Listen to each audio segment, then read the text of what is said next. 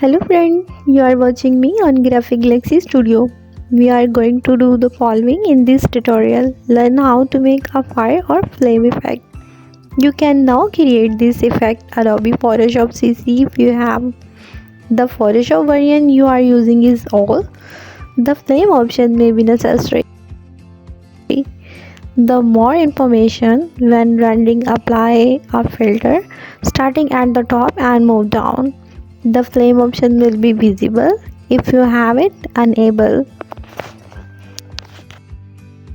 Here is step-by-step tutorial that you can follow. Check out this tutorial if you don't have it. If not, you will need upgrade. Make sure that the latest version of Photoshop. Now I am going to the layer palette. The first step is to make a duplicate layer and the right click on the mouse, press color lookup and then select the night from the day. Select the pen tool, make sure that you have path selected for the next part. Then you can go up to the filter down to render and click on the flame option. Wow, here is a preview of our effect will look like. So we have got basic setting which is here, and then we will got a few different Asians, so you can experiment with lot of different flame. The tutorial we are going to look at using. After that we will be going to press Ctrl T and make a small size of the flame. To add a blur, I am going to the filter menu, select blur and then Gaussian blur. We will move you left and right in according with your image. However, you will select 7.4 blur. At this moment, your flame is now opacity change. As you can see, it looks like an actual fire. So I am going to go ahead and include an image of a fire. It is possible to download fire image together. Moreover, you can download components from Shutterstock for the most effective result. And let's moving this image.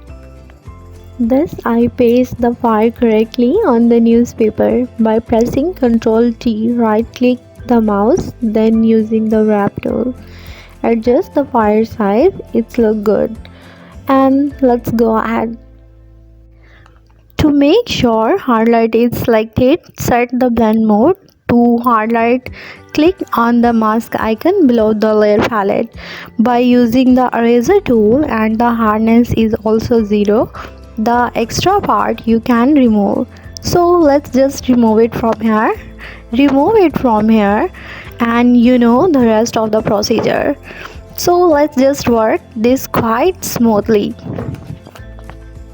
I am making another copy by holding Alt and also adjust it as shown. To make a group for this project, press Ctrl E while holding Shift and selecting all the layers. By selecting and zooming up the image, ensure it perfect. Check out the before and after. It's quite perfect and it's look realistic.